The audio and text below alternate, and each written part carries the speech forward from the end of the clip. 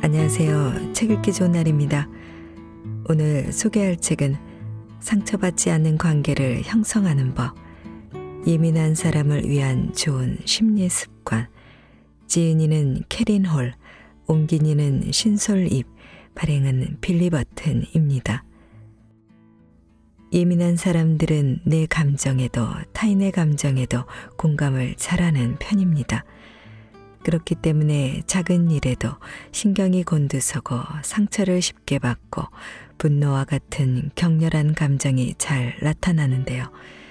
그래서 예민한 사람들은 인간관계에서 큰 스트레스를 받습니다. 이 책은 30년이 넘는 시간 동안 민감하고 섬세한 사람들의 마음을 돌본 임상 심리사가 예민한 사람의 특징과 예민한 사람이 마음 편하게 사는 방법을 담은 책입니다. 저자는 예민한 기질로 인해 삶이 피폐해지지 않고 삶의 무기로 만들기 위해서는 감정 다루기 기술이 필요하며 감정의 지배에서 벗어나면 당신의 일상은 한결 편안하고 즐겁게 변해 있을 것이다라고 말합니다. 책에서는 예민한 사람의 특징과 예민한 사람이라면 꼭 따라해야만 하는 격렬한 감정을 다스리는 방법, 예민한 기질을 다스리는 마음 챙김, 그리고 상처받지 않는 관계를 형성하는 법이 담겨 있습니다. 저자는 예민한 사람이 마음이 편해지기까지는 꾸준한 연습이 필요하다고 말하는데요. 곳곳에 소개된 질문에 답하고 제안하는 훈련법을 꾸준히 실천한다면 예민함은 삶의 무기가 되어 앞으로 나아가는 데 도움이 될 것이라고 말하고 있습니다. 자, 그럼 지금부터 잠시 책 속으로 들어가 보겠습니다. 오늘도 책 읽기 좋은 날과 함께 즐거운 시간 되세요. 구독, 좋아요, 알림 설정은 사랑입니다.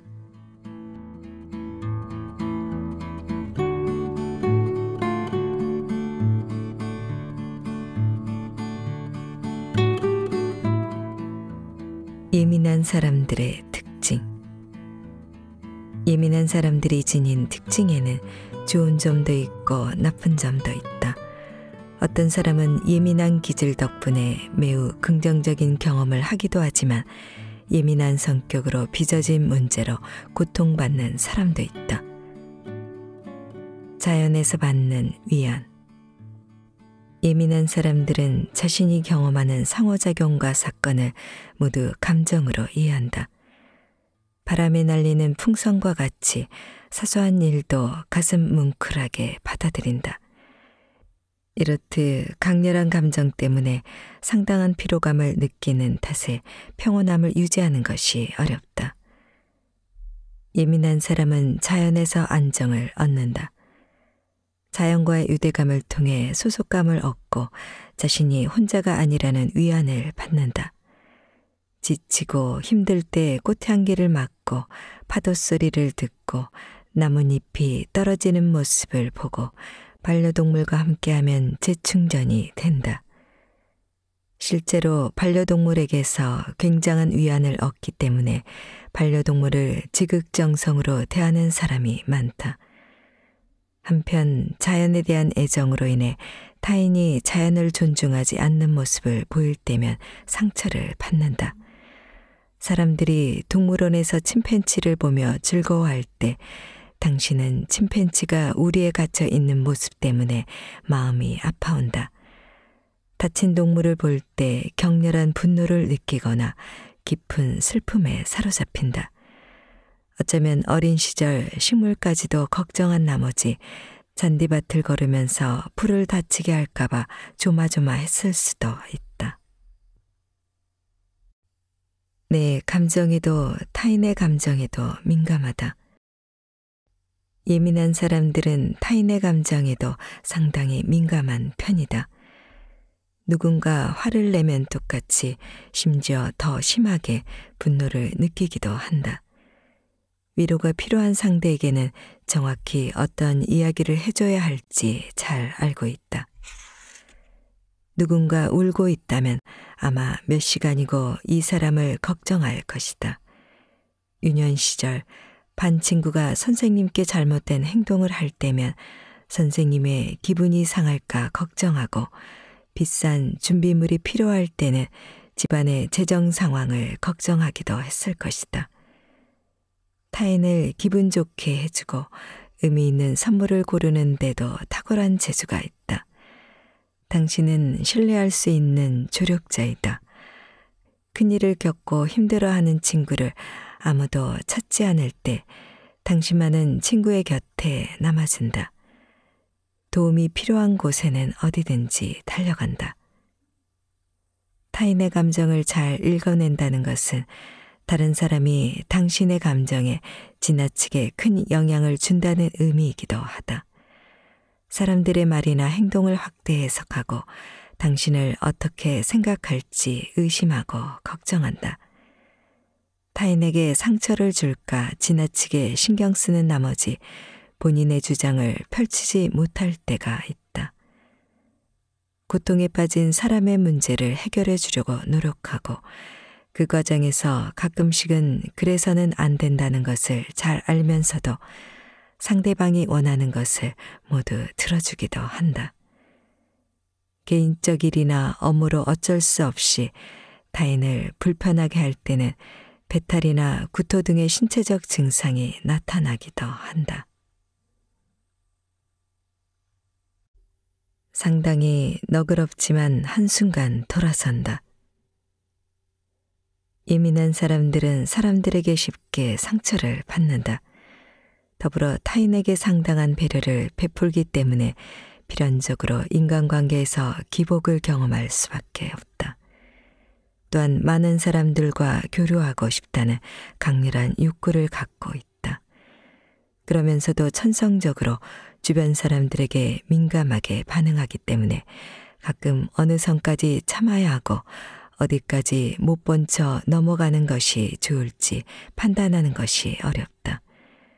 또한 잘못된 행동을 하는 사람을 보고 그럴 만한 사정이 있을 거라고 변명거리를 생각해내 이해하기도 한다. 누군가 당신에게 무례하게 굴 때 다른 사람들은 모두 그것을 지적하는 반면 본인만 깨닫지 못할 때도 있다. 어쩌면 혼자인 것보다 불쾌한 사람이라도 곁에 있는 것이 낫다고 생각하는지도 모른다. 사소하게 신경을 거스르는 문제에 쉬 가민하게 반응하고, 일반 사람들에게는 별 문제가 되지 않는 사안으로 상대와의 연이 끊길까봐 몇 번이나 고민하기도 한다. 아주 가까운 사람이라도 완전히 신뢰하지 않는 경향도 보인다.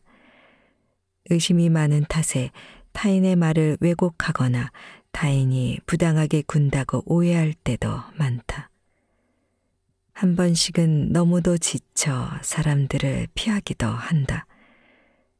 타인의 가슴 아픈 사연이나 힘겨운 문제를 듣는 것에 피로감을 꽤 느낄 뿐 아니라 사람들이 당신을 대하는 태도를 지나치게 분석하고 파고들기 때문에 스트레스를 느낀다.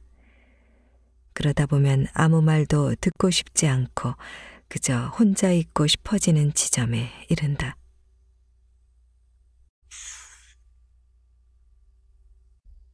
상처받지 않는 관계를 형성하는 법.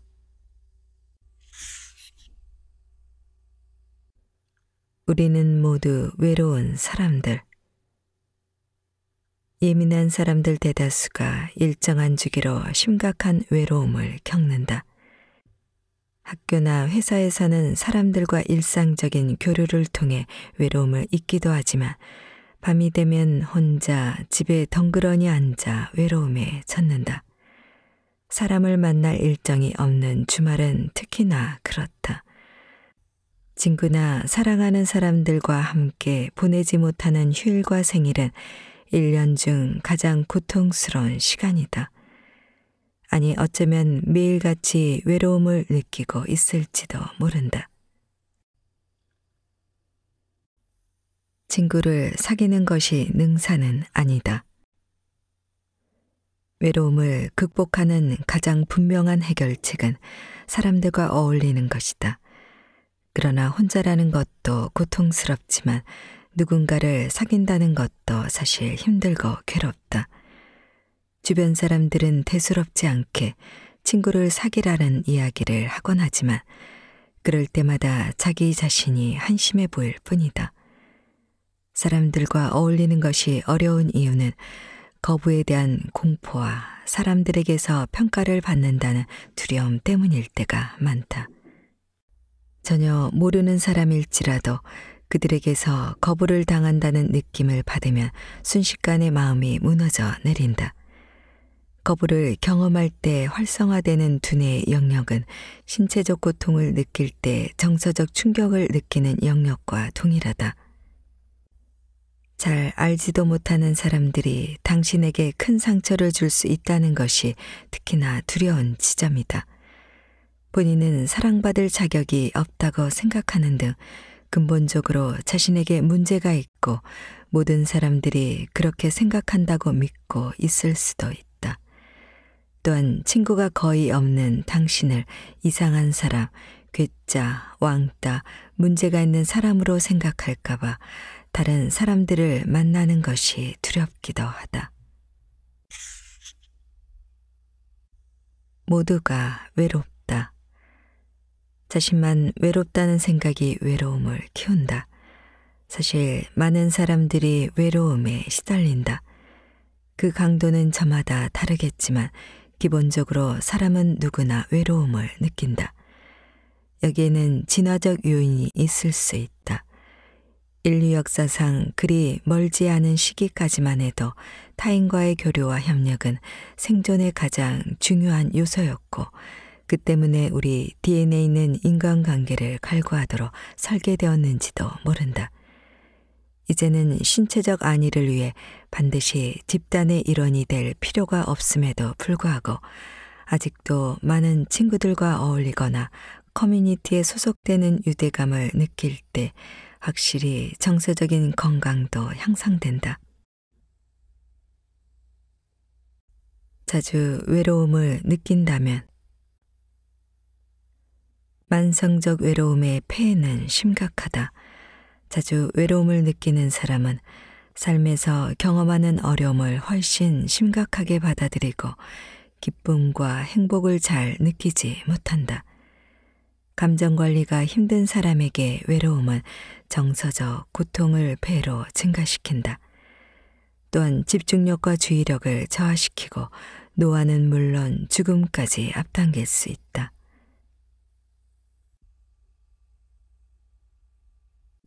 외로움의 원인 찾기. 외로움도 힘들지만 인간관계도 만만치 않다. 친구와 크게 싸우거나 연인과 이별을 경험해 본 사람은 잘 알 것이다. 그러니 외로움의 해결책으로 인간관계를 택해야 할지는 신중하게 생각해 볼 문제이다. 친구와의 관계를 망치느니 차라리 외로움을 선택하겠다고 생각할 수도 있다. 어떤 선택을 하든 간에 우선 인간관계를 포기하는 이유가 당신이 원해서가 아니라 타인에게 비판을 받는 것이 싫다는 등의 두려움에서 오는 것은 아닌지 진지하게 생각해 봐야 한다. 두려움 때문이라면 당신이 중요하게 여기는 가치에 부합하는 삶을 살 기회를 잃게 될지도 모른다. 물론 인간관계를 형성하는 것이 정말로 당신의 가치에 부합하는 삶의 방식일 수도 있다. 만약 그렇다면 관계 속에서 정서적 고통은 낮아질 것이다. 한편 인간관계는 여전히 피하고만 싶은 것이라면 혹시 다른 이유가 있는 것은 아닌지 고민해 보길 바란다. 자신은 타고나게 비호감형이라거나 사람들은 당신에게 상처만 준다는 잘못된 신념을 갖고 있는 것은 아닌가. 만약 그렇다면 그런 생각은 명백히 사실이 아니거니와 잘못된 일반화에서 비롯되었다는 것을 깨달아야 한다. 조금만 더 열린 시각으로 세상을 바라본다면 이내 자신의 신념이 틀렸다는 증거를 금방 찾게 될 것이다. 가령 고의로 당신에게 상처를 준 사람들도 있겠지만 당신이 그간 만났던 모든 사람들이 그랬다고 단정하긴 어렵다. 일부러 했든 모르고 했든 당신에게 상처를 안겨준 사람은 고작 몇몇에 지나지 않을 것이다. 한 가지 더 명심해야 할 사실은 세상에는 정말 다양한 사람이 존재한다는 점이다. 당신에게 좋은 친구가 되어주지 못한 사람도 있겠지만 정말 좋은 친구가 된 사람도 있다. 만약 당신이 누군가와 우호적인 관계로 지내지 못했다 해도 당신이 앞으로도 계속 다른 사람들과도 친구가 될 수 없다고 생각해선 안 된다. 마지막으로 당신이 혼자 지내는 게 그나마 최선이라고 결론지었다고 가정해보자. 그것은 정말 최선의 해결책일까? 아닐 수도 있다. 예를 들어 사회성이 부족한 것이 문제라면 심리 치료사와 상담을 하거나 관련 책을 읽어보는 것으로 해결할 수 있다. 일상적인 대화에 너무 예민하게 반응하는 것이 문제라면 상대와 편안하게 긴장을 풀고 대화를 주고받는 방법을 연습하는 것이 해결책일 수 있다. 주변에 말을 함부로 하는 사람들이 많았던 탓에 더 이상은 사람과 어울리고 싶지 않다는 생각이 들었다면 당신을 존중하는 사람을 가려낼 방법을 배우면 된다. 자기 자신을 무력하게 방치하는 탓에 친구나 사람을 사귀고 싶은 생각이 들지 않는다면 우울증 치료가 문제 해결책이 될 수 있다. 사람들과 교류하고 우정을 쌓는 것을 거부하는 이유가 무엇에 기인한 것인지 알아야 혼자의 길을 선택하든 대인관계를 위해 노력하든 결정을 내릴 수 있다. 만약 아직은 사람들과 관계를 형성해 나갈 준비가 안 되었다고 판단되면 외로움을 느끼는 자신을 부정적인 시선으로 비판하는 것을 멈추는 방법부터 배워야 한다. 동시에 다른 방식의 의미 있는 교류를 통해 외로움이 주는 고통을 줄여나갈 필요가 있다.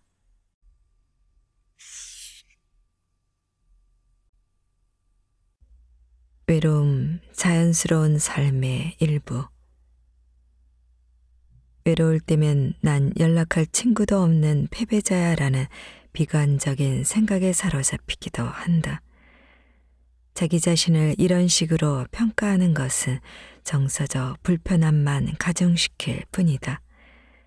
힘겨운 상황을 더 악화시키는 것은 물론이다. 비관적인 생각을 버린다고 당장 외로움이 사라지는 것은 아니지만 그 감정을 다스리는 데는 큰 도움이 된다. 마당에 잔디가 듬성듬성 빈 곳처럼 외로움을 그저 삶의 자연스러운 일부분이라고 받아들이는 것이 좋다.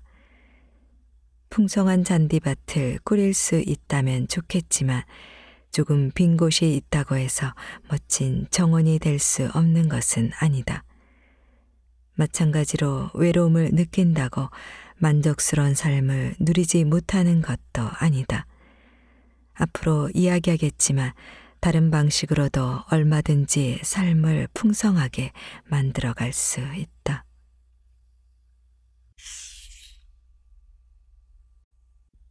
유대감을 쌓는 다양한 방법. 자신이 좋아하는 일들로 삶을 채워나갈 수 있다. 정원 가꾸기, 독서, 산책처럼 사소한 일 무엇이든 좋다. 이런 일을 할 때는 마음 챙김의 태도로 임해야 한다. 온전히 몰입해야 할 때 비로소 소속감과 유대감을 느낄 수 있다. 어느 순간 집중력이 흐트러지거나 난 패배자야. 내가 식물이라고 잘 키울 리가 없지. 이런다고 뭐가 달라지겠어. 처럼 비관적인 생각이 떠오르는 것은 당연한 일이다.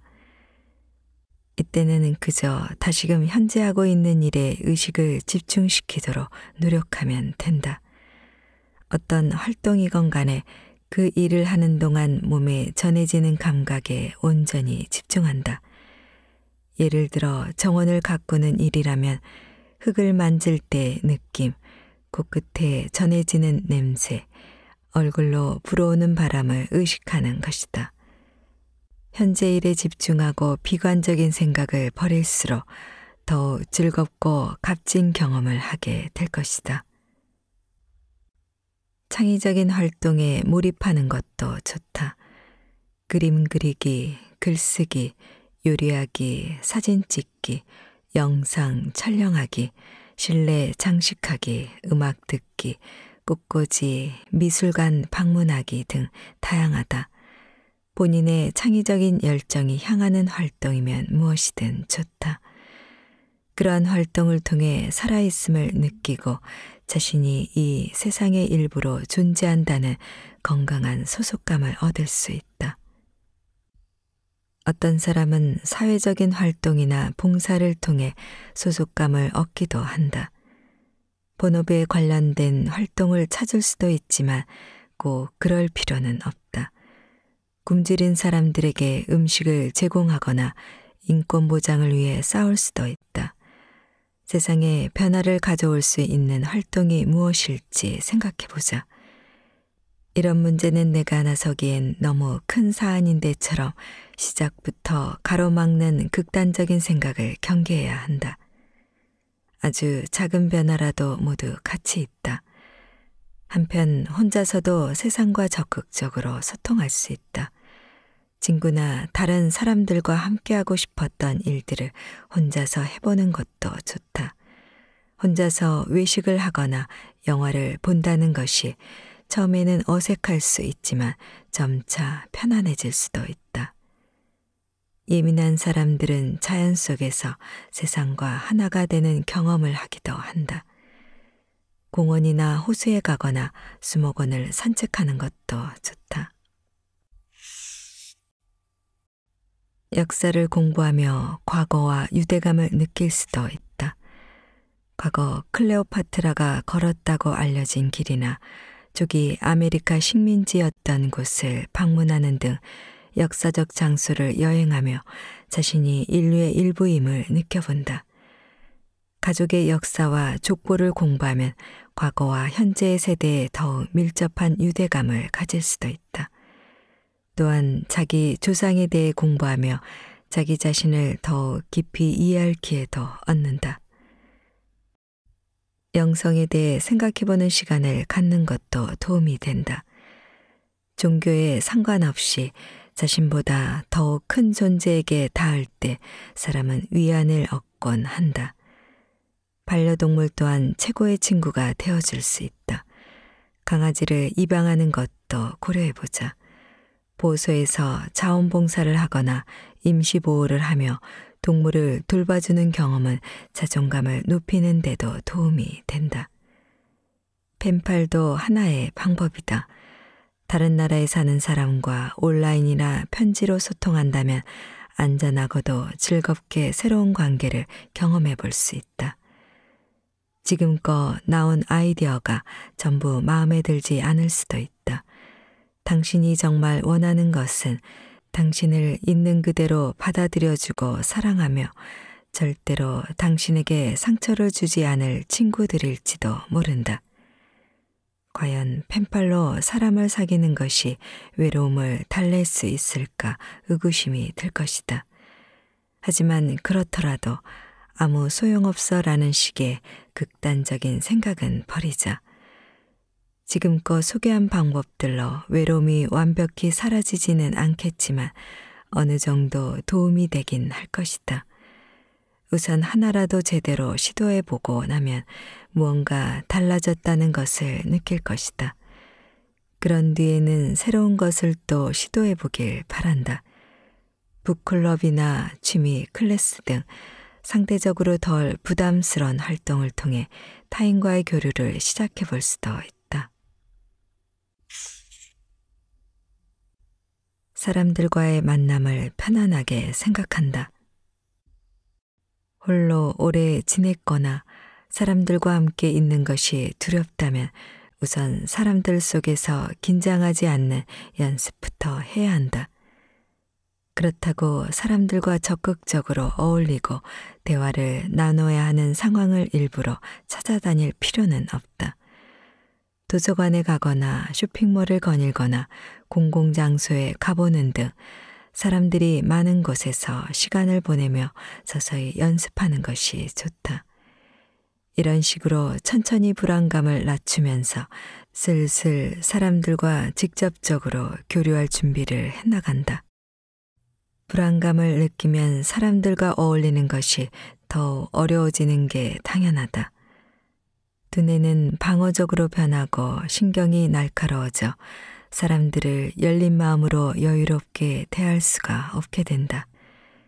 그럴 때는 다음의 훈련이 도움이 될 것이다. 불안감을 이겨내는 훈련. 큰 불안감을 야기하지 않는 것으로 외출하는 자신의 모습을 상상해 본다. 마트나 규모가 작은 파티는 어떨까? 처음에는 당연히 불안감을 느낄 것이다. 이때 사람들 속에서 느끼는 그 불안감을 있는 그대로 느끼고 인정하는 것이 중요하다. 그러다 보면 시간이 지날수록 불안감이 조금씩 낮아지는 느낌을 경험할 것이다.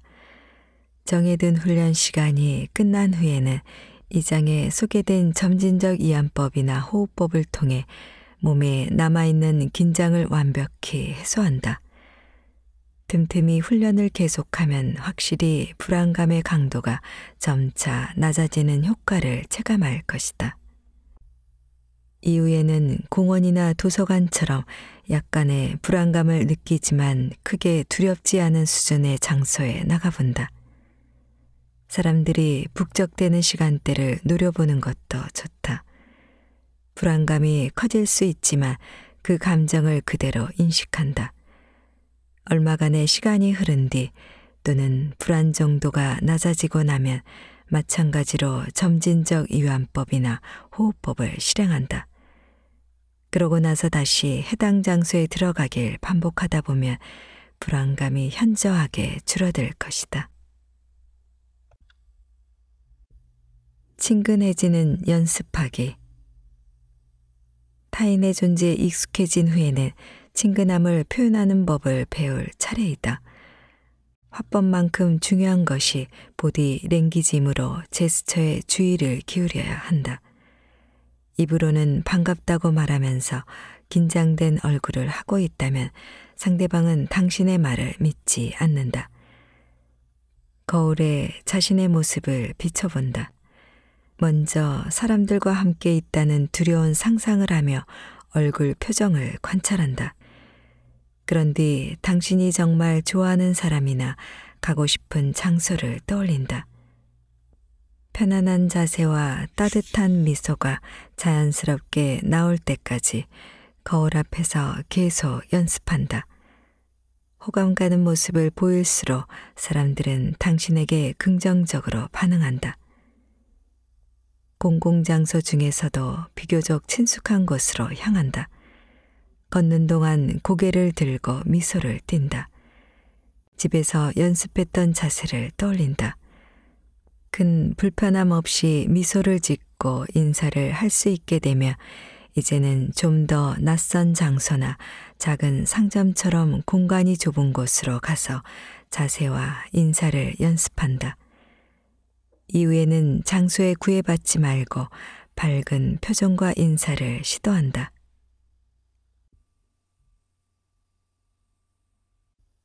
새로운 사람들과 만나보는 시도.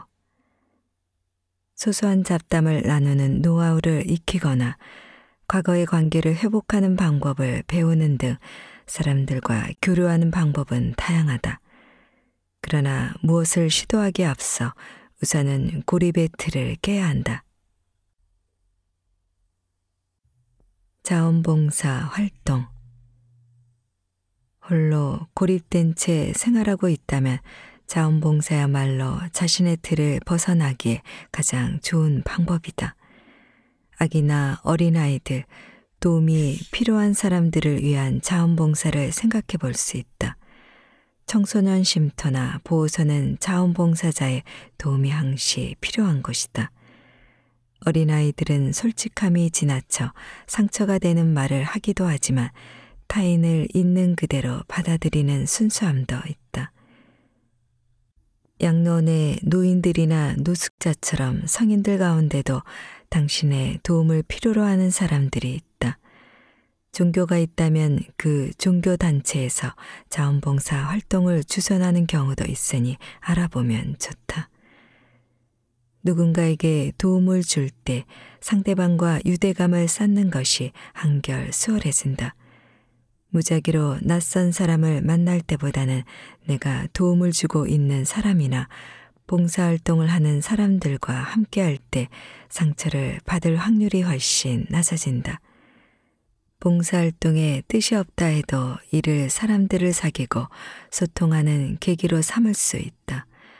서로 주고받는 호의적 상호작용이 탄생되는 가장 자연스러운 사례가 아닐 수 없다. 호의적 상호작용 형성. 관계는 보통 호혜성을 기반으로 시작될 때가 많다. 호혜란 서로 동등하게 주고받는 행위를 의미한다. 테이커든 기버든 한 가지 역할로만 굳어진다면 건강한 관계로 발전하기 힘들다. 당신이 테이커라면, 당신이 주로 테이커의 입장이라면 당신 주변의 상호작용은 당신이 느끼고 경험하는 것에만 지나치게 초점이 맞춰진 관계일 확률이 높다. 보통은 서로의 경험을 공유하고 공감을 나누며 관계를 형성하는 데 반해 당신은 일방적으로 타인의 관심을 바라고 있다. 상대방이 수용할 수 있는 정도 이상으로 사랑하는 사람에게서 위로나 칭찬을 요구하고 있을지 모른다. 더 심각한 경우 당신의 기분을 회복하거나 통제력을 되찾고 문제를 해결하기 위해 타인에게 지나치게 도움을 요청하는 것밖에 모르는 테이커도 있다. 만약 그렇다면 심리치료사와 상담을 나누며 자기 자신을 다스리는 새로운 방법을 배우는 것을 고려하는 것이 좋다. 당신이 기버라면. 정서적으로 예민한 사람들이 대체로 그렇듯 당신이 만약 기버의 입장이라면 타인을 행복하게 해주기 위해 곧잘 자신을 희생할 것이다. 항상 상대방을 돕고 즐겁게 해주고 대신 문제를 해결해 줘야 한다는 생각 때문에 대인관계에서 오는 정서적 피로도가 높다. 가족이나 친구들의 부탁을 거절하기가 힘들기 때문에 그들이 당신에게 의지가 되는 존재가 아닌 짐처럼 느껴진다. 당신이 그들을 행복하게 해주지 못한다면 관계가 끝날 거라고 생각한다. 그러면서 동시에 다른 사람이 당신의 생각이나 감정을 고려하지 않는 모습을 보일 때 상처를 입기도 한다. 한편 사람들에게 베풀기만 하느라 정작 자신은 외롭고 공허하다. 내면의 균형을 위해선 오직 자신에게만 집중하거나 자신이 하고 싶은 일을 할 필요가 있다. 무슨 일을 해야 할지 모를 수도 있다. 그렇다면 요가 수업을 듣거나 네일 케어를 받거나 글쓰기 혹은 공예 수업에 참여하거나 북클럽에 가입해보는 등 자신이 어떤 활동을 할 때 행복을 느끼는지 적극적으로 찾아보길 바란다. 또한 타인에게서 도움을 받는 것도 연습해야 한다. 회사에서 보고서를 작성하거나 파티에 쓸 쿠키를 굽거나 아픈 가족을 돌보는 일을 혼자서만 하지 말고 다른 사람에게 도움을 요청해 함께 해보길 바란다. 소소한 잡담 나누는 법.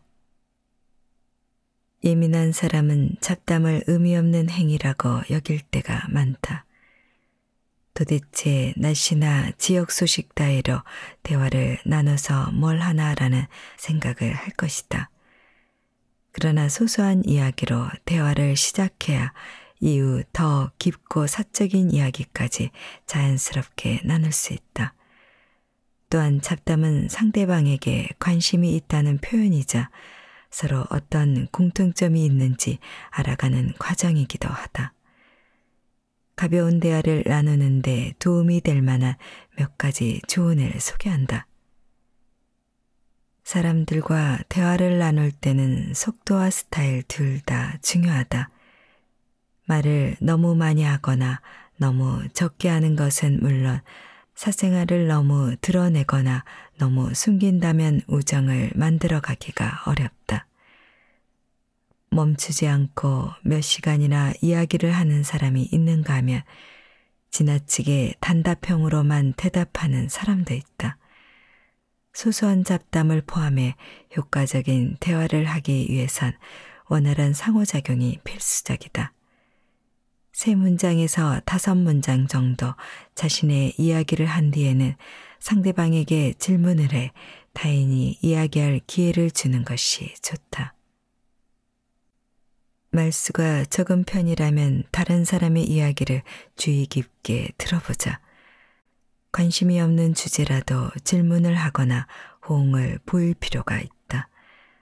나와의 공통점뿐 아니라 상대가 좋아하거나 싫어하는 것이 무엇인지 호기심을 보인다.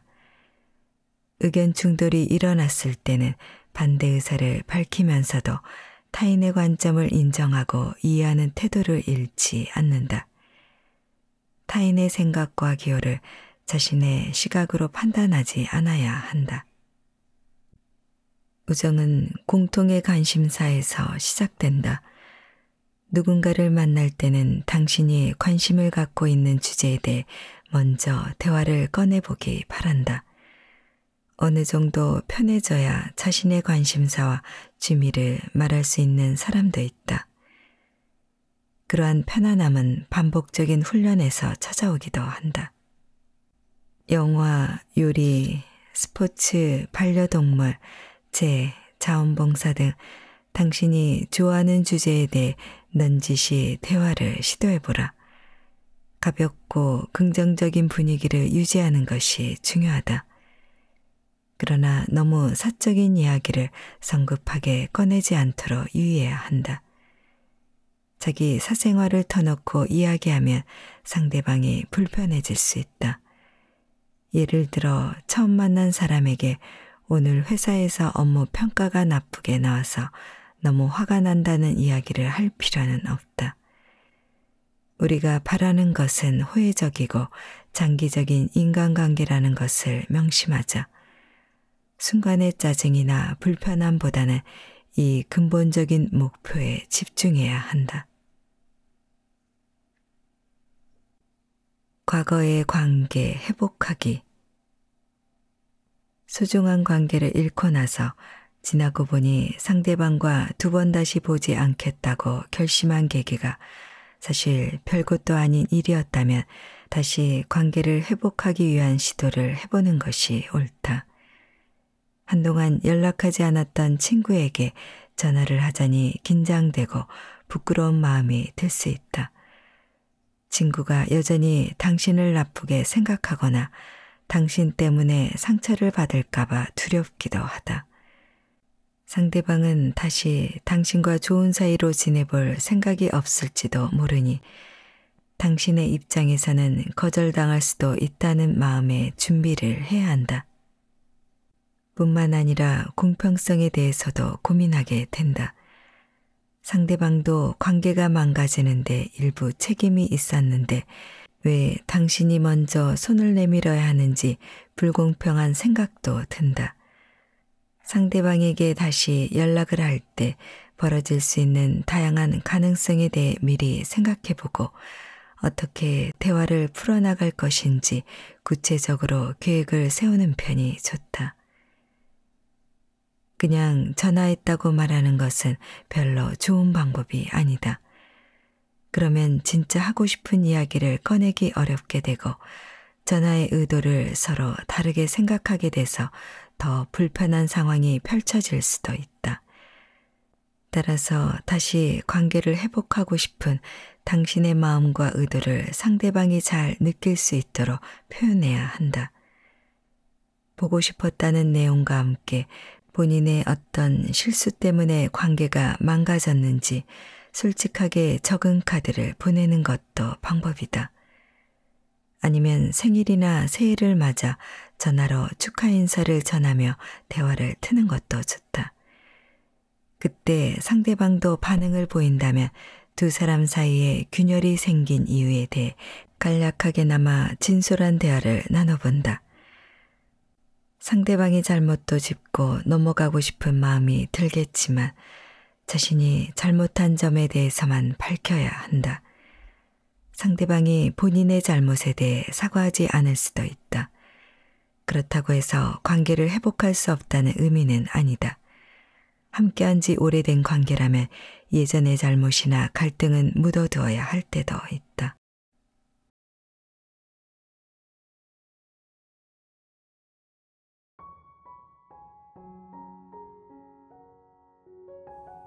예민한 사람들의 특징. 예민한 사람들이 지닌 특징에는 좋은 점도 있고 나쁜 점도 있다. 어떤 사람은 예민한 기질 덕분에 매우 긍정적인 경험을 하기도 하지만 예민한 성격으로 빚어진 문제로 고통받는 사람도 있다. 자연에서 받는 위안. 예민한 사람들은 자신이 경험하는 상호작용과 사건을 모두 감정으로 이해한다. 바람에 날리는 풍선과 같이 사소한 일도 가슴 뭉클하게 받아들인다. 이렇듯 강렬한 감정 때문에 상당한 피로감을 느끼는 탓에 평온함을 유지하는 것이 어렵다. 예민한 사람은 자연에서 안정을 얻는다. 자연과의 유대감을 통해 소속감을 얻고 자신이 혼자가 아니라는 위안을 받는다. 지치고 힘들 때 꽃향기를 맡고 파도 소리를 듣고 나뭇잎이 떨어지는 모습을 보고 반려동물과 함께하면 재충전이 된다. 실제로 반려동물에게서 굉장한 위안을 얻기 때문에 반려동물을 지극정성으로 대하는 사람이 많다. 한편 자연에 대한 애정으로 인해 타인이 자연을 존중하지 않는 모습을 보일 때면 상처를 받는다. 사람들이 동물원에서 침팬지를 보며 즐거워할 때 당신은 침팬지가 우리에 갇혀 있는 모습 때문에 마음이 아파온다. 다친 동물을 볼 때 격렬한 분노를 느끼거나 깊은 슬픔에 사로잡힌다. 어쩌면 어린 시절 식물까지도 걱정한 나머지 잔디밭을 걸으면서 풀을 다치게 할까봐 조마조마했을 수도 있다. 내 감정에도 타인의 감정에도 민감하다. 예민한 사람들은 타인의 감정에도 상당히 민감한 편이다. 누군가 화를 내면 똑같이 심지어 더 심하게 분노를 느끼기도 한다.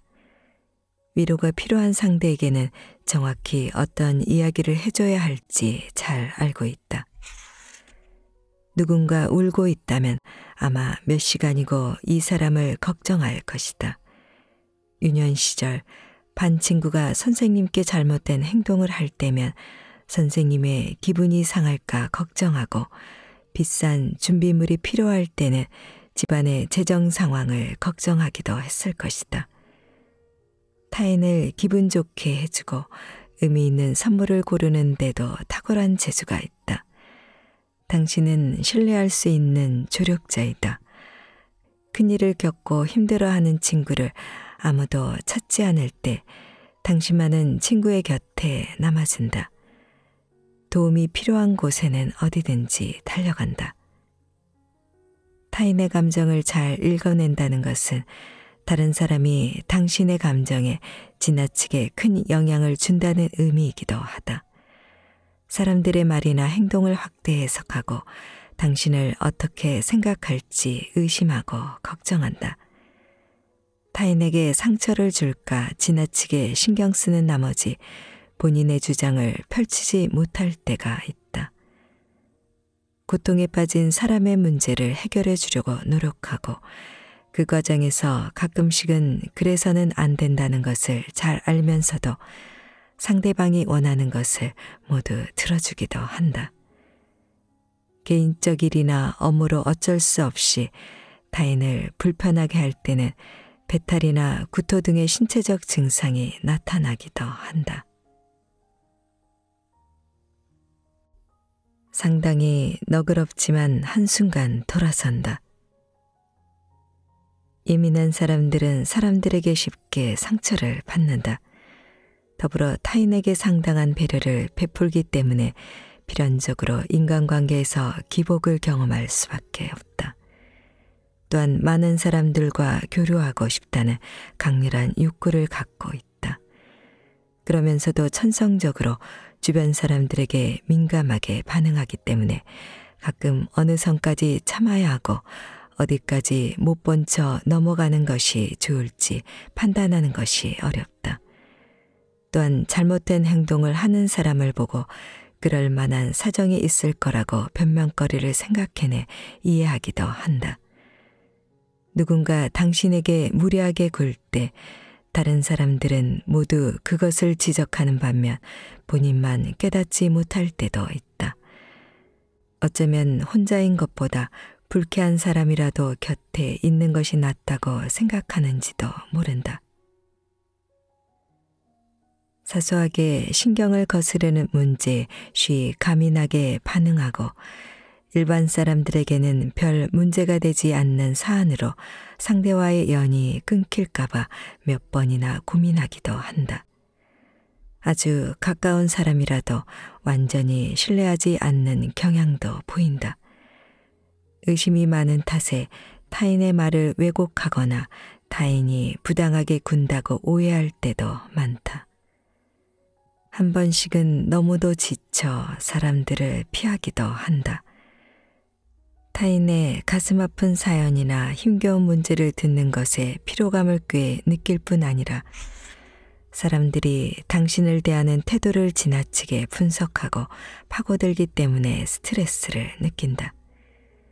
그러다 보면 아무 말도 듣고 싶지 않고 그저 혼자 있고 싶어지는 지점에 이른다.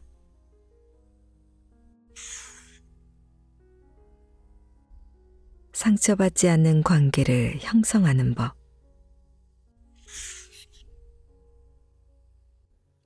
우리는 모두 외로운 사람들.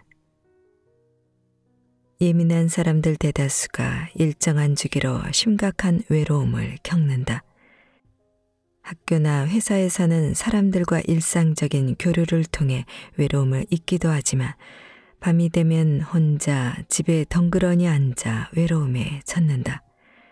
사람을 만날 일정이 없는 주말은 특히나 그렇다.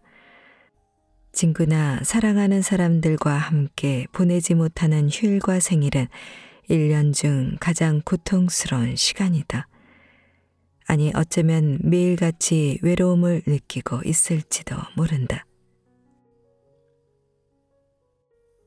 친구를 사귀는 것이 능사는 아니다. 외로움을 극복하는 가장 분명한 해결책은 사람들과 어울리는 것이다. 그러나 혼자라는 것도 고통스럽지만 누군가를 사귄다는 것도 사실 힘들고 괴롭다. 주변 사람들은 대수롭지 않게 친구를 사귀라는 이야기를 하곤 하지만 그럴 때마다 자기 자신이 한심해 보일 뿐이다. 사람들과 어울리는 것이 어려운 이유는 거부에 대한 공포와 사람들에게서 평가를 받는다는 두려움 때문일 때가 많다. 전혀 모르는 사람일지라도 그들에게서 거부를 당한다는 느낌을 받으면 순식간에 마음이 무너져 내린다. 거부를 경험할 때 활성화되는 두뇌의 영역은 신체적 고통을 느낄 때 정서적 충격을 느끼는 영역과 동일하다. 잘 알지도 못하는 사람들이 당신에게 큰 상처를 줄 수 있다는 것이 특히나 두려운 지점이다. 본인은 사랑받을 자격이 없다고 생각하는 등 근본적으로 자신에게 문제가 있고 모든 사람들이 그렇게 생각한다고 믿고 있을 수도 있다. 또한 친구가 거의 없는 당신을 이상한 사람, 괴짜, 왕따, 문제가 있는 사람으로 생각할까봐 다른 사람들을 만나는 것이 두렵기도 하다. 모두가 외롭다. 자신만 외롭다는 생각이 외로움을 키운다. 사실 많은 사람들이 외로움에 시달린다. 그 강도는 저마다 다르겠지만 기본적으로 사람은 누구나 외로움을 느낀다. 여기에는 진화적 요인이 있을 수 있다. 인류 역사상 그리 멀지 않은 시기까지만 해도 타인과의 교류와 협력은 생존의 가장 중요한 요소였고, 그 때문에 우리 DNA는 인간관계를 갈구하도록 설계되었는지도 모른다. 이제는 신체적 안위를 위해 반드시 집단의 일원이 될 필요가 없음에도 불구하고 아직도 많은 친구들과 어울리거나 커뮤니티에 소속되는 유대감을 느낄 때 확실히 정서적인 건강도 향상된다. 자주 외로움을 느낀다면 만성적 외로움의 폐해는 심각하다. 자주 외로움을 느끼는 사람은 삶에서 경험하는 어려움을 훨씬 심각하게 받아들이고 기쁨과 행복을 잘 느끼지 못한다. 감정관리가 힘든 사람에게 외로움은 정서적 고통을 배로 증가시킨다. 또한 집중력과 주의력을 저하시키고 노화는 물론 죽음까지 앞당길 수 있다.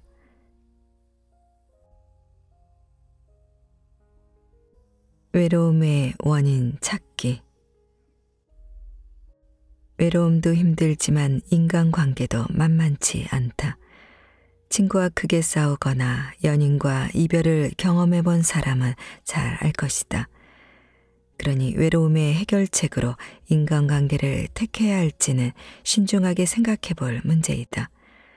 친구와의 관계를 망치느니 차라리 외로움을 선택하겠다고 생각할 수도 있다. 어떤 선택을 하든 간에 우선 인간관계를 포기하는 이유가 당신이 원해서가 아니라 타인에게 비판을 받는 것이 싫다는 등의 두려움에서 오는 것은 아닌지 진지하게 생각해 봐야 한다. 두려움 때문이라면 당신이 중요하게 여기는 가치에 부합하는 삶을 살 기회를 잃게 될지도 모른다. 물론 인간관계를 형성하는 것이 정말로 당신의 가치에 부합하는 삶의 방식일 수도 있다. 만약 그렇다면 관계 속에서 정서적 고통은 낮아질 것이다. 한편 인간관계는 여전히 피하고만 싶은 것이라면 혹시 다른 이유가 있는 것은 아닌지 고민해 보길 바란다. 자신은 타고나게 비호감형이라거나 사람들은 당신에게 상처만 준다는 잘못된 신념을 갖고 있는 것은 아닌가. 만약 그렇다면 그런 생각은 명백히 사실이 아니거니와 잘못된 일반화에서 비롯되었다는 것을 깨달아야 한다. 조금만 더 열린 시각으로 세상을 바라본다면 이내 자신의 신념이 틀렸다는 증거를 금방 찾게 될 것이다. 가령 고의로 당신에게 상처를 준 사람들도 있겠지만 당신이 그간 만났던 모든 사람들이 그랬다고 단정하긴 어렵다. 일부러 했든 모르고 했든 당신에게 상처를 안겨준 사람은 고작 몇몇에 지나지 않을 것이다. 한 가지 더 명심해야 할 사실은 세상에는 정말 다양한 사람이 존재한다는 점이다. 당신에게 좋은 친구가 되어주지 못한 사람도 있겠지만 정말 좋은 친구가 된 사람도 있다. 만약 당신이 누군가와 우호적인 관계로 지내지 못했다 해도 당신이 앞으로도 계속 다른 사람들과도 친구가 될 수 없다고 생각해선 안 된다. 마지막으로 당신이 혼자 지내는 게 그나마 최선이라고 결론지었다고 가정해보자. 그것은 정말 최선의 해결책일까? 아닐 수도 있다. 예를 들어 사회성이 부족한 것이 문제라면 심리 치료사와 상담을 하거나 관련 책을 읽어보는 것으로 해결할 수 있다. 일상적인 대화에 너무 예민하게 반응하는 것이 문제라면 상대와 편안하게 긴장을 풀고 대화를 주고받는 방법을 연습하는 것이 해결책일 수 있다. 주변에 말을 함부로 하는 사람들이 많았던 탓에 더 이상은 사람과 어울리고 싶지 않다는 생각이 들었다면 당신을 존중하는 사람을 가려낼 방법을 배우면 된다. 자기 자신을 무력하게 방치하는 탓에 친구나 사람을 사귀고 싶은 생각이 들지 않는다면 우울증 치료가 문제 해결책이 될 수 있다. 사람들과 교류하고 우정을 쌓는 것을 거부하는 이유가 무엇에 기인한 것인지 알아야 혼자의 길을 선택하든 대인관계를 위해 노력하든 결정을 내릴 수 있다. 만약 아직은 사람들과 관계를 형성해 나갈 준비가 안 되었다고 판단되면 외로움을 느끼는 자신을 부정적인 시선으로 비판하는 것을 멈추는 방법부터 배워야 한다. 동시에 다른 방식의 의미 있는 교류를 통해 외로움이 주는 고통을 줄여나갈 필요가 있다.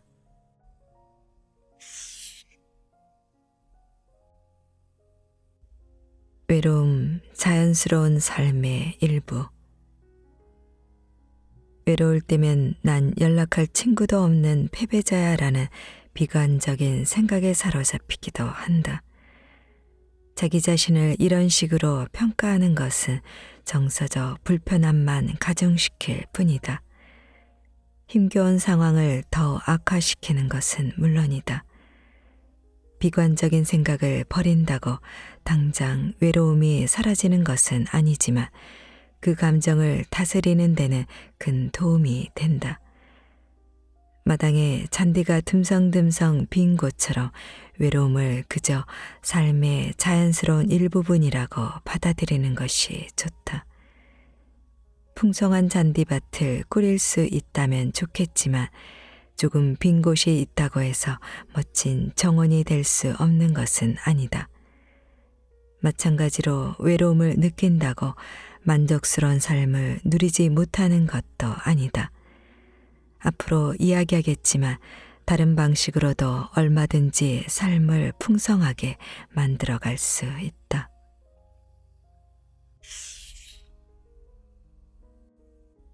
유대감을 쌓는 다양한 방법. 자신이 좋아하는 일들로 삶을 채워나갈 수 있다. 정원 가꾸기, 독서, 산책처럼 사소한 일 무엇이든 좋다. 이런 일을 할 때는 마음 챙김의 태도로 임해야 한다. 온전히 몰입해야 할 때 비로소 소속감과 유대감을 느낄 수 있다. 어느 순간 집중력이 흐트러지거나 난 패배자야. 내가 식물이라고 잘 키울 리가 없지. 이런다고 뭐가 달라지겠어. 처럼 비관적인 생각이 떠오르는 것은 당연한 일이다. 이때는 그저 다시금 현재 하고 있는 일에 의식을 집중시키도록 노력하면 된다. 어떤 활동이건 간에 그 일을 하는 동안 몸에 전해지는 감각에 온전히 집중한다. 예를 들어 정원을 가꾸는 일이라면 흙을 만질 때 느낌, 코끝에 전해지는 냄새, 얼굴로 불어오는 바람을 의식하는 것이다. 현재 일에 집중하고 비관적인 생각을 버릴수록 더욱 즐겁고 값진 경험을 하게 될 것이다. 창의적인 활동에 몰입하는 것도 좋다. 그림 그리기, 글쓰기, 요리하기, 사진 찍기, 영상 촬영하기, 실내 장식하기, 음악 듣기, 꽃꽂이, 미술관 방문하기 등 다양하다. 본인의 창의적인 열정이 향하는 활동이면 무엇이든 좋다. 그러한 활동을 통해 살아있음을 느끼고 자신이 이 세상의 일부로 존재한다는 건강한 소속감을 얻을 수 있다. 어떤 사람은 사회적인 활동이나 봉사를 통해 소속감을 얻기도 한다. 본업에 관련된 활동을 찾을 수도 있지만 꼭 그럴 필요는 없다. 굶주린 사람들에게 음식을 제공하거나 인권 보장을 위해 싸울 수도 있다. 세상에 변화를 가져올 수 있는 활동이 무엇일지 생각해 보자. 이런 문제는 내가 나서기엔 너무 큰 사안인데처럼 시작부터 가로막는 극단적인 생각을 경계해야 한다. 아주 작은 변화라도 모두 가치 있다. 한편 혼자서도 세상과 적극적으로 소통할 수 있다. 친구나 다른 사람들과 함께하고 싶었던 일들을 혼자서 해보는 것도 좋다. 혼자서 외식을 하거나 영화를 본다는 것이 처음에는 어색할 수 있지만 점차 편안해질 수도 있다. 예민한 사람들은 자연 속에서 세상과 하나가 되는 경험을 하기도 한다. 공원이나 호수에 가거나 수목원을 산책하는 것도 좋다. 역사를 공부하며 과거와 유대감을 느낄 수도 있다. 과거 클레오파트라가 걸었다고 알려진 길이나 조기 아메리카 식민지였던 곳을 방문하는 등 역사적 장소를 여행하며 자신이 인류의 일부임을 느껴본다. 가족의 역사와 족보를 공부하면 과거와 현재의 세대에 더욱 밀접한 유대감을 가질 수도 있다. 또한 자기 조상에 대해 공부하며 자기 자신을 더욱 깊이 이해할 기회도 얻는다. 영성에 대해 생각해보는 시간을 갖는 것도 도움이 된다. 종교에 상관없이 자신보다 더욱 큰 존재에게 닿을 때 사람은 위안을 얻곤 한다. 반려동물 또한 최고의 친구가 되어줄 수 있다. 강아지를 입양하는 것도 고려해보자. 보호소에서 자원봉사를 하거나 임시보호를 하며 동물을 돌봐주는 경험은 자존감을 높이는 데도 도움이 된다. 펜팔도 하나의 방법이다. 다른 나라에 사는 사람과 온라인이나 편지로 소통한다면 안전하고도 즐겁게 새로운 관계를 경험해 볼 수 있다. 지금껏 나온 아이디어가 전부 마음에 들지 않을 수도 있다. 당신이 정말 원하는 것은 당신을 있는 그대로 받아들여주고 사랑하며 절대로 당신에게 상처를 주지 않을 친구들일지도 모른다. 과연 펜팔로 사람을 사귀는 것이 외로움을 달랠 수 있을까 의구심이 들 것이다. 하지만 그렇더라도 아무 소용없어라는 식의 극단적인 생각은 버리자. 지금껏 소개한 방법들로 외로움이 완벽히 사라지지는 않겠지만 어느 정도 도움이 되긴 할 것이다. 우선 하나라도 제대로 시도해보고 나면 무언가 달라졌다는 것을 느낄 것이다. 그런 뒤에는 새로운 것을 또 시도해보길 바란다. 북클럽이나 취미 클래스 등 상대적으로 덜 부담스러운 활동을 통해 타인과의 교류를 시작해볼 수도 있다. 사람들과의 만남을 편안하게 생각한다. 홀로 오래 지냈거나 사람들과 함께 있는 것이 두렵다면 우선 사람들 속에서 긴장하지 않는 연습부터 해야 한다. 그렇다고 사람들과 적극적으로 어울리고 대화를 나눠야 하는 상황을 일부러 찾아다닐 필요는 없다. 도서관에 가거나 쇼핑몰을 거닐거나 공공장소에 가보는 등 사람들이 많은 곳에서 시간을 보내며 서서히 연습하는 것이 좋다. 이런 식으로 천천히 불안감을 낮추면서 슬슬 사람들과 직접적으로 교류할 준비를 해나간다. 불안감을 느끼면 사람들과 어울리는 것이 더 어려워지는 게 당연하다. 두뇌는 방어적으로 변하고 신경이 날카로워져 사람들을 열린 마음으로 여유롭게 대할 수가 없게 된다. 그럴 때는 다음의 훈련이 도움이 될 것이다. 불안감을 이겨내는 훈련. 큰 불안감을 야기하지 않는 곳으로 외출하는 자신의 모습을 상상해 본다. 마트나 규모가 작은 파티는 어떨까? 처음에는 당연히 불안감을 느낄 것이다. 이때 사람들 속에서 느끼는 그 불안감을 있는 그대로 느끼고 인정하는 것이 중요하다. 그러다 보면 시간이 지날수록 불안감이 조금씩 낮아지는 느낌을 경험할 것이다. 정해둔 훈련 시간이 끝난 후에는 이 장에 소개된 점진적 이완법이나 호흡법을 통해 몸에 남아있는 긴장을 완벽히 해소한다. 틈틈이 훈련을 계속하면 확실히 불안감의 강도가 점차 낮아지는 효과를 체감할 것이다.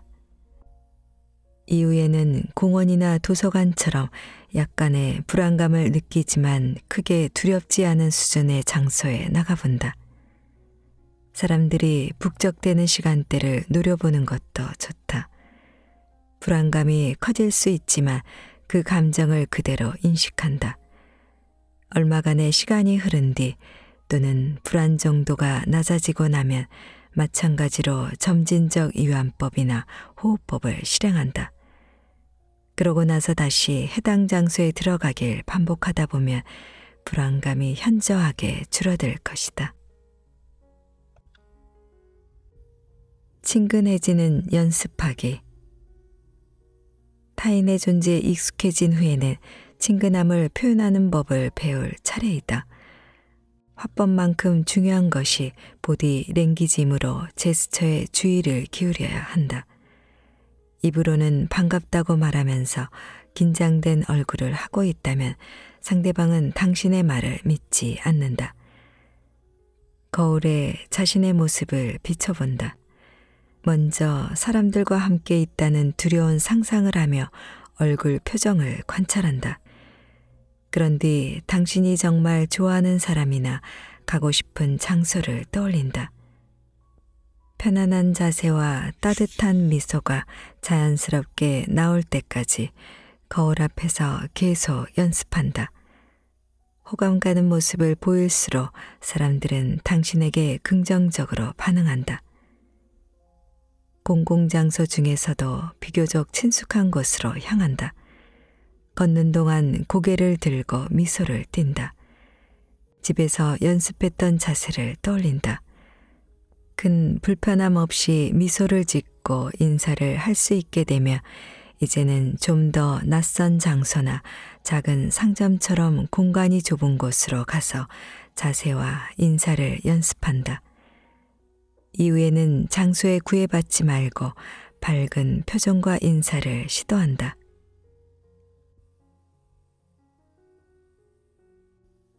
새로운 사람들과 만나보는 시도. 소소한 잡담을 나누는 노하우를 익히거나 과거의 관계를 회복하는 방법을 배우는 등 사람들과 교류하는 방법은 다양하다. 그러나 무엇을 시도하기에 앞서 우선은 고립의 틀을 깨야 한다. 자원봉사 활동. 홀로 고립된 채 생활하고 있다면 자원봉사야말로 자신의 틀을 벗어나기에 가장 좋은 방법이다. 아기나 어린아이들, 도움이 필요한 사람들을 위한 자원봉사를 생각해 볼 수 있다. 청소년 쉼터나 보호소는 자원봉사자의 도움이 항시 필요한 곳이다. 어린아이들은 솔직함이 지나쳐 상처가 되는 말을 하기도 하지만 타인을 있는 그대로 받아들이는 순수함도 있다. 양로원의 노인들이나 노숙자처럼 성인들 가운데도 당신의 도움을 필요로 하는 사람들이 있다. 종교가 있다면 그 종교단체에서 자원봉사 활동을 주선하는 경우도 있으니 알아보면 좋다.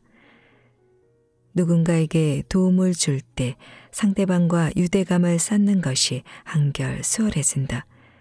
무작위로 낯선 사람을 만날 때보다는 내가 도움을 주고 있는 사람이나 봉사활동을 하는 사람들과 함께할 때 상처를 받을 확률이 훨씬 낮아진다.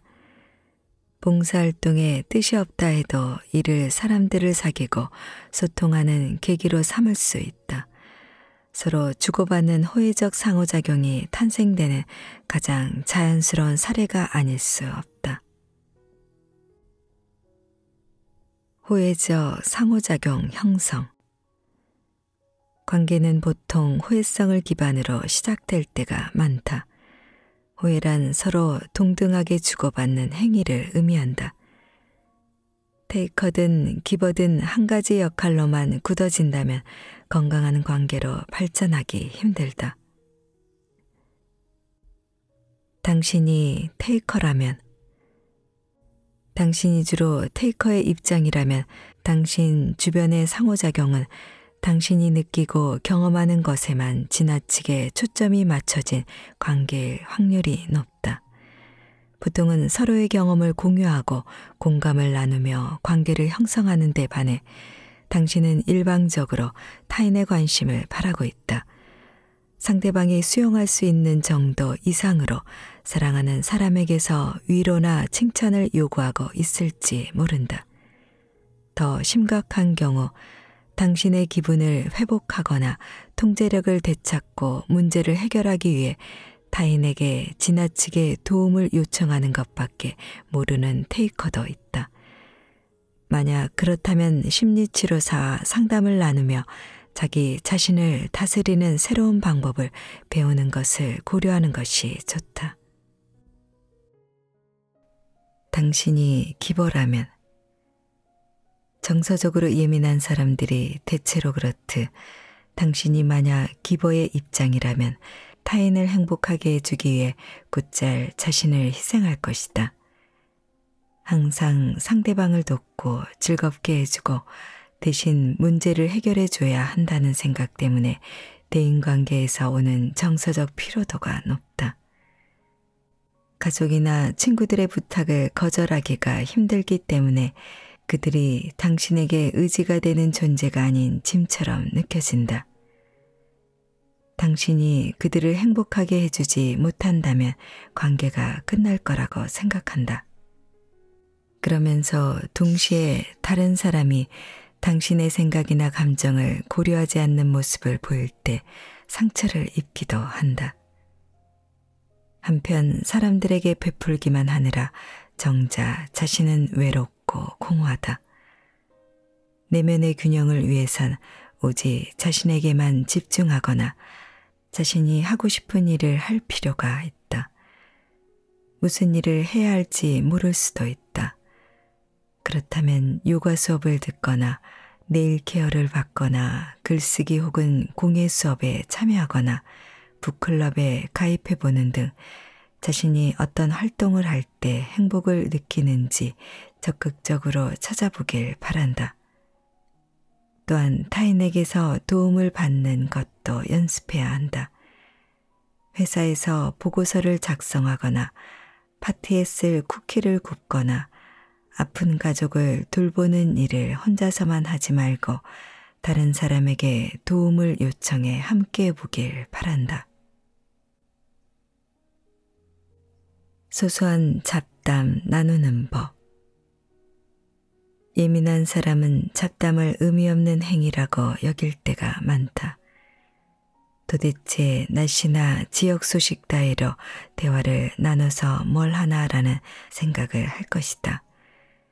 그러나 소소한 이야기로 대화를 시작해야 이후 더 깊고 사적인 이야기까지 자연스럽게 나눌 수 있다. 또한 잡담은 상대방에게 관심이 있다는 표현이자 서로 어떤 공통점이 있는지 알아가는 과정이기도 하다. 가벼운 대화를 나누는데 도움이 될 만한 몇 가지 조언을 소개한다. 사람들과 대화를 나눌 때는 속도와 스타일 둘 다 중요하다.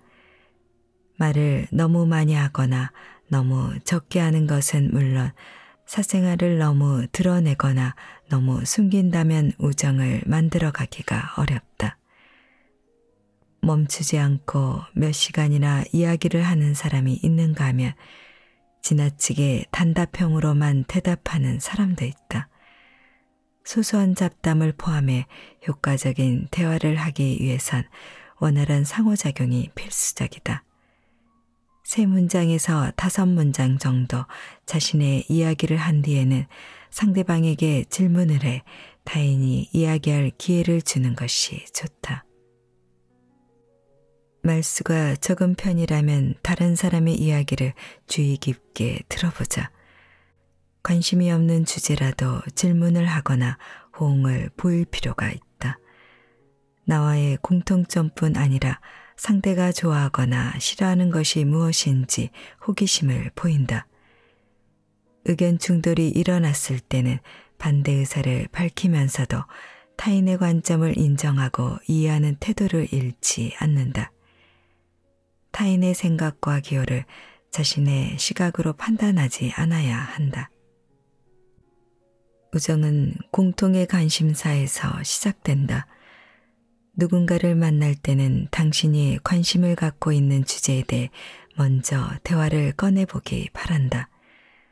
어느 정도 편해져야 자신의 관심사와 취미를 말할 수 있는 사람도 있다. 그러한 편안함은 반복적인 훈련에서 찾아오기도 한다. 영화, 요리, 스포츠, 반려동물, 재, 자원봉사 등 당신이 좋아하는 주제에 대해 넌지시 대화를 시도해보라. 가볍고 긍정적인 분위기를 유지하는 것이 중요하다. 그러나 너무 사적인 이야기를 성급하게 꺼내지 않도록 유의해야 한다. 자기 사생활을 터놓고 이야기하면 상대방이 불편해질 수 있다.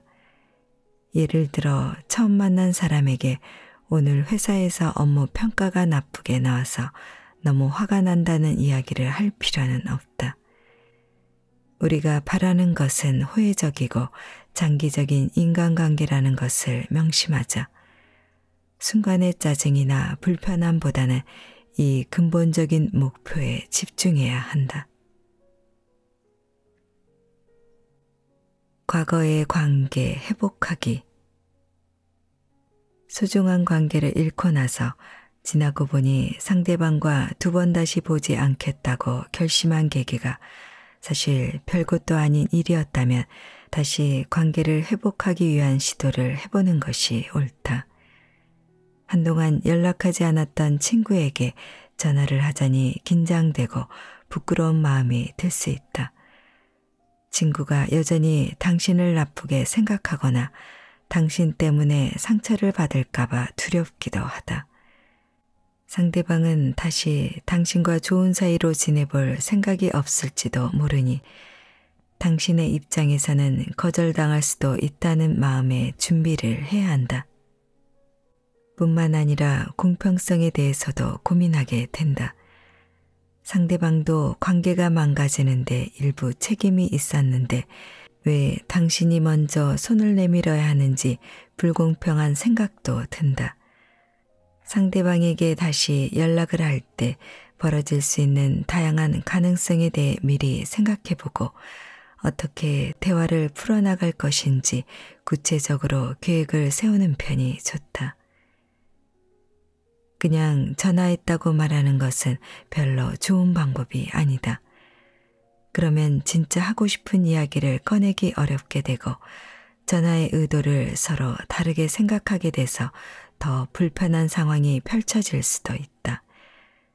따라서 다시 관계를 회복하고 싶은 당신의 마음과 의도를 상대방이 잘 느낄 수 있도록 표현해야 한다. 보고 싶었다는 내용과 함께 본인의 어떤 실수 때문에 관계가 망가졌는지 솔직하게 적은 카드를 보내는 것도 방법이다. 아니면 생일이나 새해를 맞아 전화로 축하 인사를 전하며 대화를 트는 것도 좋다. 그때 상대방도 반응을 보인다면 두 사람 사이에 균열이 생긴 이유에 대해 간략하게나마 진솔한 대화를 나눠본다. 상대방의 잘못도 짚고 넘어가고 싶은 마음이 들겠지만 자신이 잘못한 점에 대해서만 밝혀야 한다. 상대방이 본인의 잘못에 대해 사과하지 않을 수도 있다. 그렇다고 해서 관계를 회복할 수 없다는 의미는 아니다. 함께한 지 오래된 관계라면 예전의 잘못이나 갈등은 묻어두어야 할 때도 있다.